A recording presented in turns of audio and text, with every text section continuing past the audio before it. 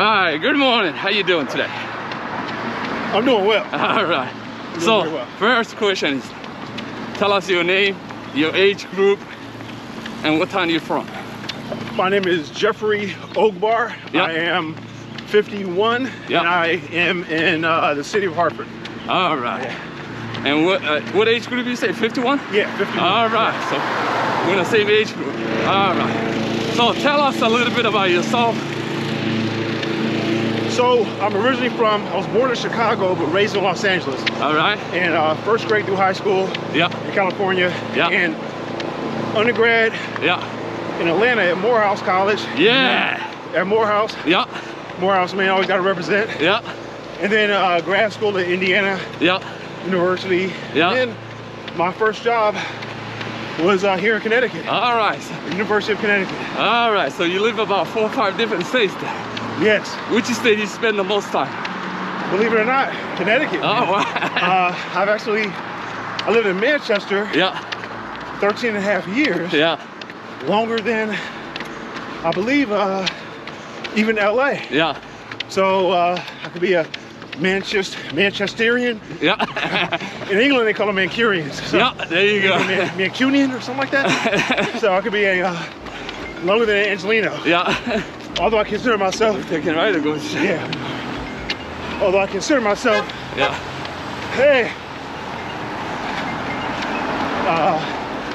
I still consider myself an Angelino. Much to the chagrin of my Chicagoan family.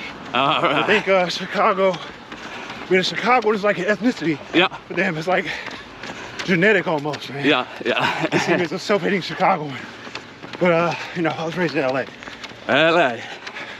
So how was that shock like from LA weather to Connecticut weather?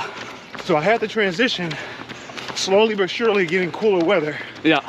Atlanta, Indiana, before I got here. So by the time I got here, you knew what's up. Yeah, I knew what was up, man. I got a chance to experience some pretty serious weather.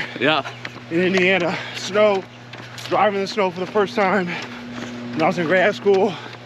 I got in a car wreck the very first time. Oh, man. I drove through a blizzard. Yeah, it was ridiculous. Wow. Good turn left here. So tell us where we're running behind now. Oh, we're running past the governor's mansion. Hi, Lamar. Hi, Governor Lamar. Yeah, exactly. And we're crossing over from Hartford into West Hartford. We're officially in West Hartford now. And my route is depending on the distance, we have a 3-mile route, which we're gonna do today. But all my routes pretty much start this way.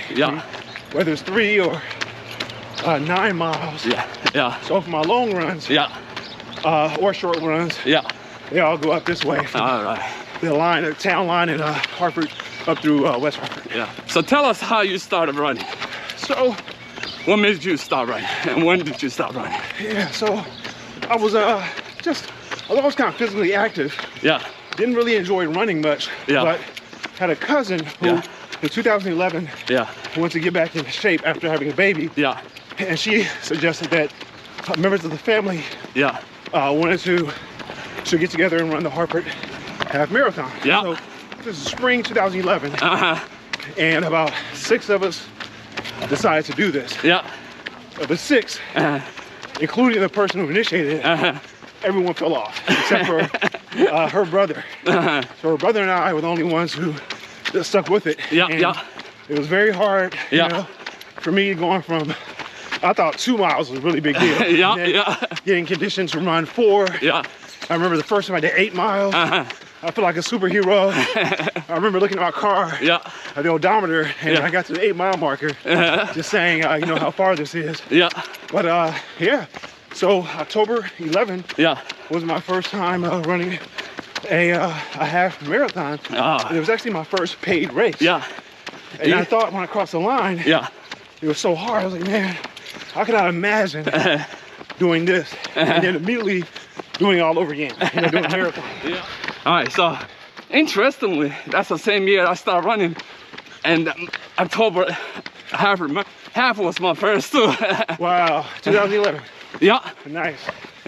Yeah, so when I did that race, my one of my best friends, who's an Ironman, he was like, well, you know, man, I would like to do another Ironman race. He was trying to get back in shape. Yeah. He said, if you commit to doing a full marathon, yeah, I'll commit to doing another Ironman. So he and I made a gentleman's agreement. Yeah, yeah. And that's how I did the Chicago Marathon. So Chicago was your first full? Yeah, yeah. So the next year? October 2012. Oh, wow. Yeah. Good morning.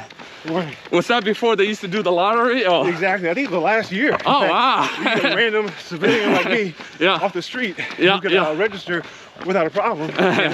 So October 12. Yeah. So in 2012, I trained, and I ended up doing, because it didn't quite require so many miles. Yes, yes. I ended up doing other half marathons. Yeah. I started doing obstacle course races too. Yeah.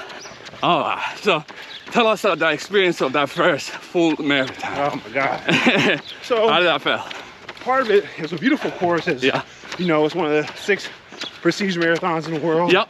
It's a really big deal. Yep. I was born in Chicago. Yep. Family. Hometown, so yes. All 4 of my grandparents are buried in Chicago. So for me, it was significant for that. The 7-mile marker, believe it or not, was in front of my mother's apartment building. Oh, wow. Lakeshore Drive. She came out. Yeah.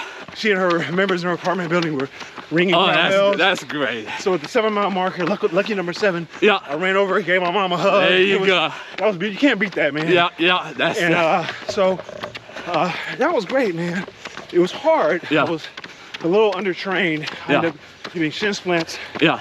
And tried to sit out weeks before the race. Yeah. So my longest run was actually 17 miles. Oh, okay. So I was really trained. Yeah. And I hit the wall around mile 20, actually around mile 22, I think it was, somewhere around there. Yeah.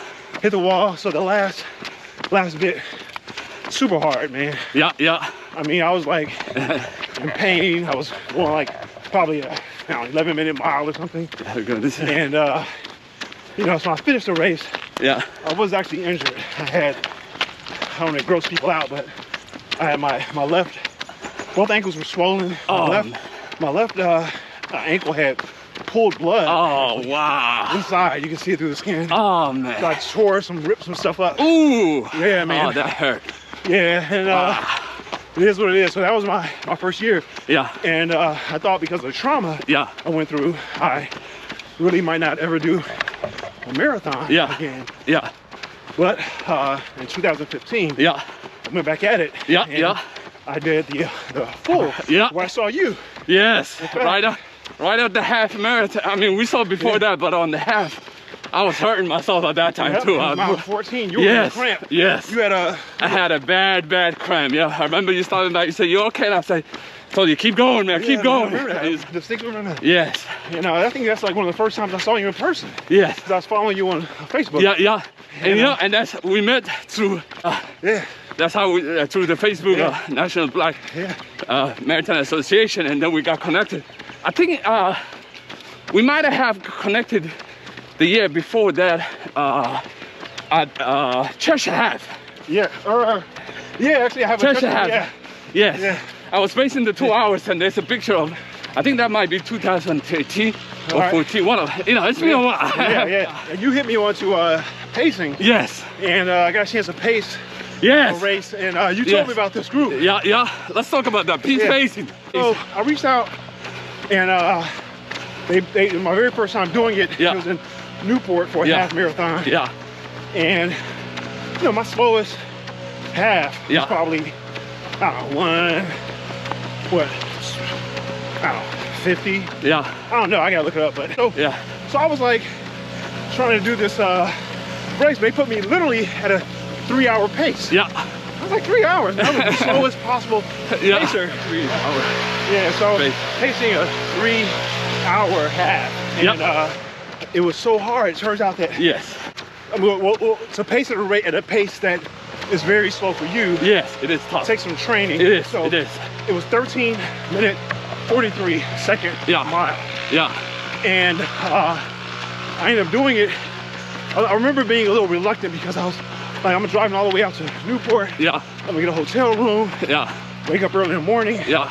3 hours out here. Yeah. I'm the same dude that told me to run my first half. Yeah. My brother Alex. Yes. he said, man, do it. Yeah, yeah. You'll enjoy it, and you never know. You will meet someone, and you might not know, but you will affect their lives in a positive way. Exactly. And you will probably meet someone who will affect your life in a positive way. Exactly. And I was like, oh, you know, he has these sort of hokey aphorisms and all that, but I'll do it anyway. Yes. I did it. Ended up meeting great people. I had a lot of fun, and I was pacing a guy in my group. Yeah. Who actually, we started having a conversation. Yeah. We hit it off. Yeah. And man, he was trying to push himself. Yeah. He was really doing his best to get the 3-mile race. Yeah. He ended up beating he got a PR. Yeah. And we became friends. But one thing I learned from him was that that year, 2017, he was doing 17 races for 2017. Wow. And he was doing different races, everything from a 5K, triathlon, marathon. Wow. I mean, not a marathon, a half. Half, He was doing all these different races. Yeah. I was so inspired by him. Yeah. Let me go back. Yeah. I was so inspired by him. Yeah. And I said, well, you know what, man? For 2018, I would set out and do 18 races for 2018. Yes. And would you believe that when I went out there to do the 18 races, this guy, whom I met once in my life, that was it. And I ended up going to a race in some town. It was like a St. Patty's Day race in some little town in Connecticut. About an hour away. I get there, and lo and behold, I see that same dude, man. Wow, see, that's what he was there, and that was my very first race. Yes. For the 18 for the year. Wow. He and I ended up hitting it off, became friends. That year I traveled to Atlanta for a half. I went to Louisville, where my great-great-grandparents are from, for a half. Wow. I loved it. It was a urban half. I did all these races around the country. And my final race, the 18th race of 2018, was November 18th in Philadelphia, where my wife is from. Wow. And so the family went down there. Yes. We did this race. And the 18 races of 2018, I loved it from a half. From a 5K to a marathon. It was my third marathon. Wow. I ran it uninjured. Had a great time. Power of running. And that brother I met, he invited me to his wedding. Wow. And then when he defended his doctorate dissertation, I went to his defense virtually last year. So that all came partly because of you. That's the power of running, man. Telling me that's about a great story, man. Yeah, man. You told me about pacing, man. Yes. So you had no idea, man. Yeah, that's amazing, man. That's amazing stuff. And you know what? There's so many great stories like that, how people get connected to running. Because once you run with somebody, you are connected. I just realized all the connection comes back to you, man. You got that right now, man. That's a great story, Thank you, man. Thank you. Yeah, I love pacing, man. It's really great. So let's talk about, switch back a little bit about what do you do to prepare for a race, nutrition-wise? Long distance, half marathon or full marathon. You said nutrition-wise? Yes. So, the day before, what do you eat? So I used to play baseball growing up. Baseball players are notoriously superstitious. So I would follow a ritual where I would have rice or some other carb the night before, but also chicken the night before. And believe it or not, I'll have one alcoholic beverage. All right, beer or wine. Gotta have that, In the morning of, I will have coffee. Sometimes a banana. And if it's a half, coffee, banana.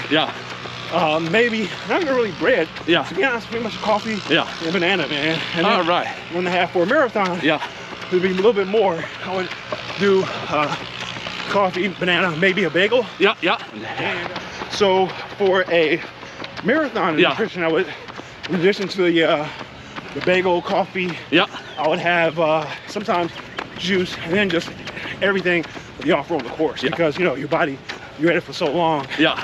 But for the half, you know, I kind of manage without doing too much. All right.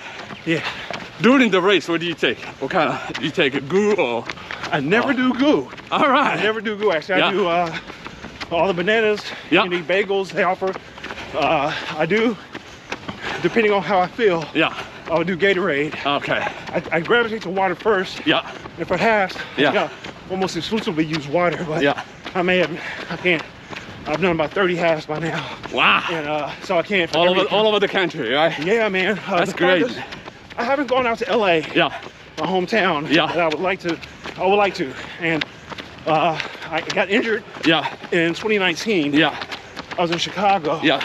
I've done a half in Chicago. Yeah. And I did the full in Chicago. Oh, okay. I was in Chicago. Yeah. And just not even in a formal race. I was just running along the lakeshore. Yeah. And there are these 2-foot drops, concrete. Yeah. Where you can run. Yeah. And then on the lakeshore you could drop off, and I jumped down. Yeah. And my knee didn't feel quite right. I finished the race. Yeah. Only like 3 miles or so. Yeah. And my knee didn't feel right, so I, like a fool. Yeah.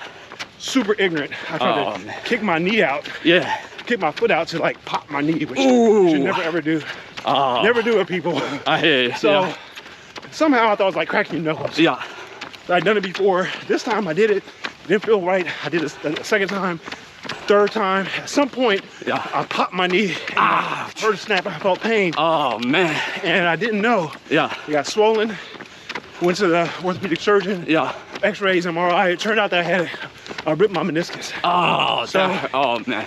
I went to training. I went to therapy. But then in 2020, right before the pandemic, I got a surgery. Oh wow. Knee surgery. And I was out. Oh, that hurt, man.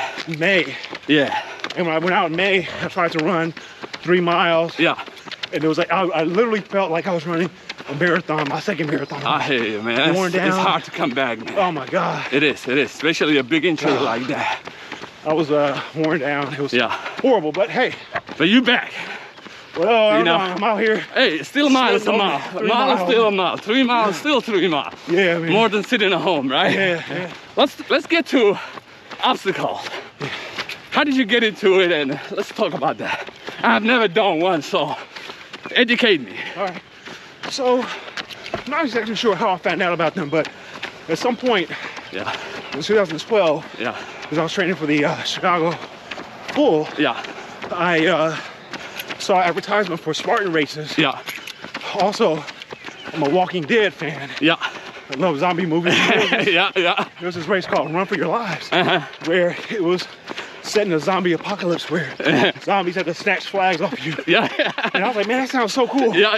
So it was Cinco de Mayo weekend. 2012. Oh my God, I went up there, ran it, loved it. It was so much fun. Had a great time. And just like marathons or halves, other races, you meet really cool people. I met people right there on the spot. We hung out, laughed, had beer, took pictures. That's great. And I was like, dude, I think I'm hooked. And so the pavilion was a lot of fun. And I ended up running other races. I started doing Spartan races.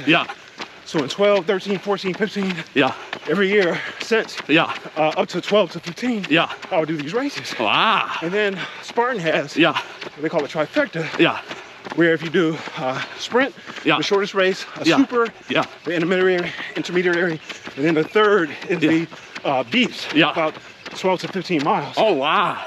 And you go through the obstacle course. They have it set in different places around the country, but for this one, if you do all 3 races in a calendar year, you get a special medal for all 3 races. That's good. It's kind of like Transformers, like combined.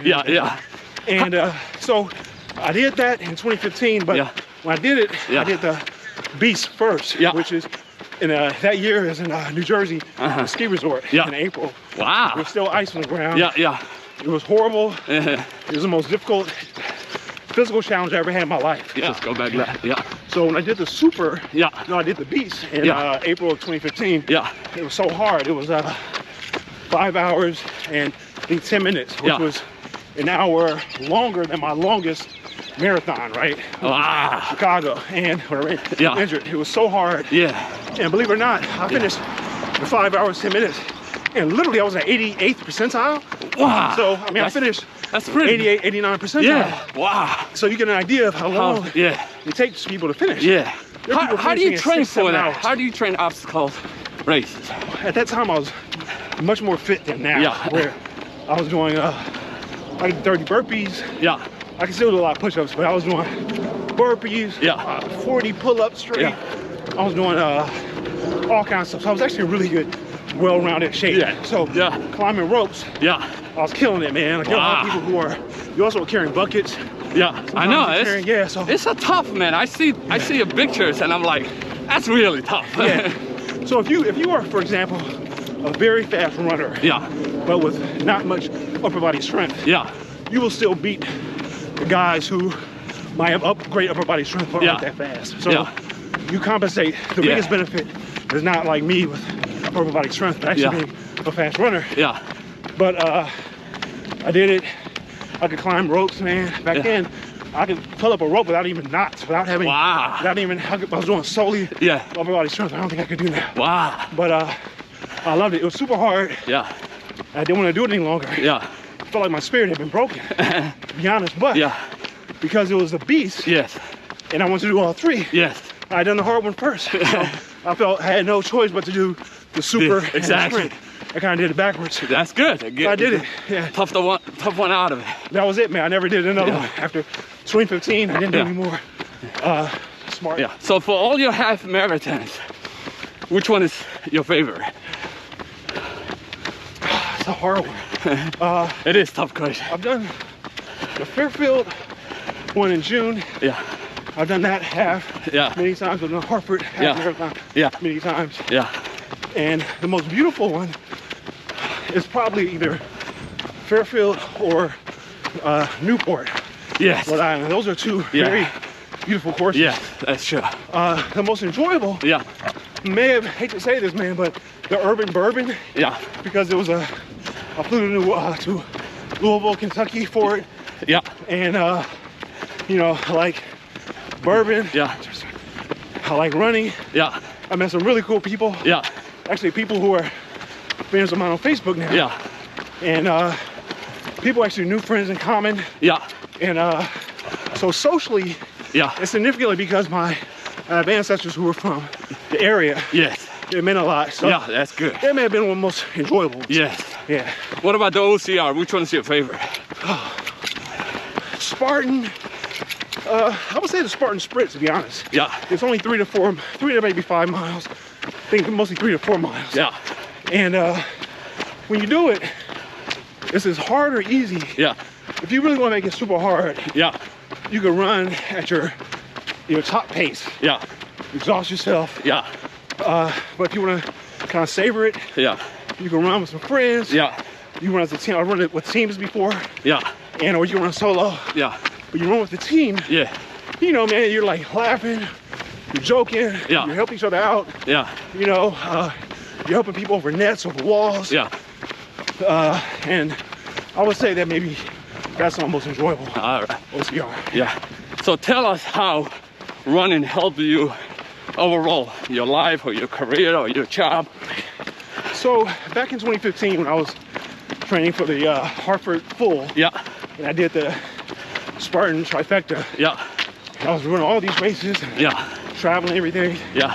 I remember telling my wife that I don't know what I would do with all the time I spend. Yeah. Because racing, running, has become such an integral part to my life. Yeah. Of my life, I really enjoy the social space. Yeah.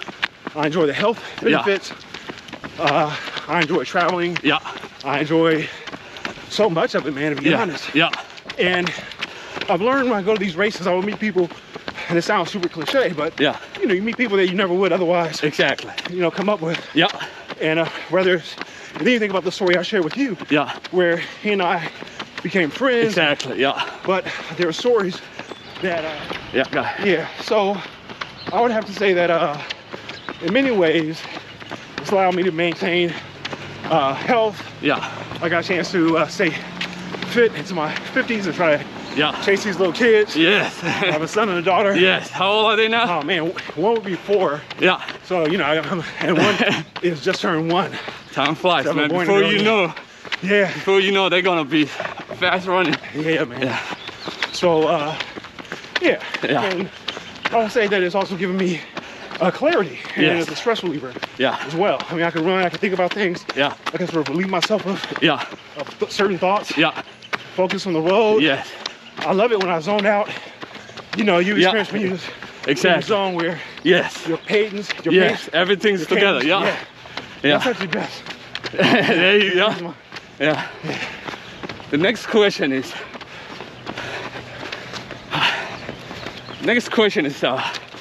Dealing with music.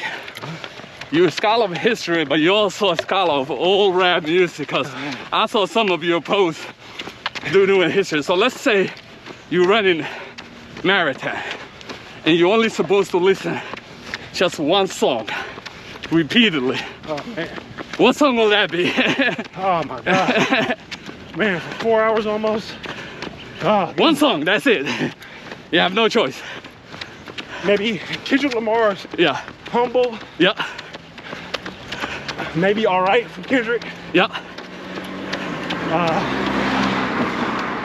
Maybe Central Pay by J. Cole. All right. Yeah. It's all good ones. It's all good ones. Yeah, it's a good question. We just lost a DMX class yesterday, man. It's really sad, man. Yeah, man. Yeah. Really sad. And I saw a post you posted a while ago. Mobb Deep brought it to you when he passed away. You met him through his book signing, right? Yes. All right. So at UConn, I'm director of the Center for the Study of Popular Music. Yeah.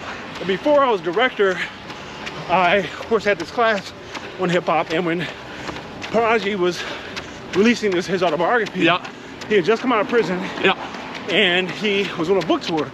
But his parole officer, he had to get permission to leave the state of New York. Wow, that's good. And he had one book signing in Manhattan.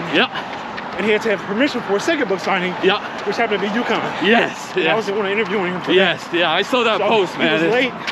And he had to get permission. He finally got permission. They got in the car. They zoomed up to stores. And the crowd was waiting. He was about maybe an hour and a half.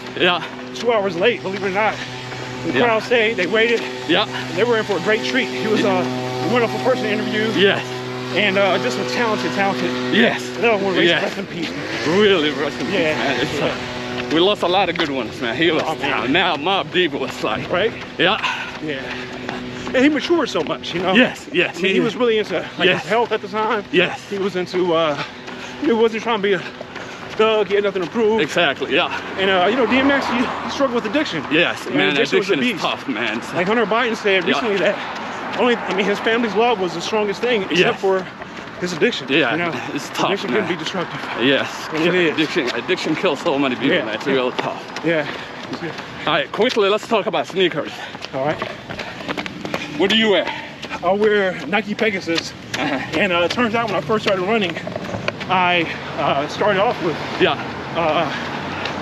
I forget what I actually started with, to be honest. It was like a few months before my first race. But I had knee pain. And to be honest, the knee pain was probably just from being a beginner.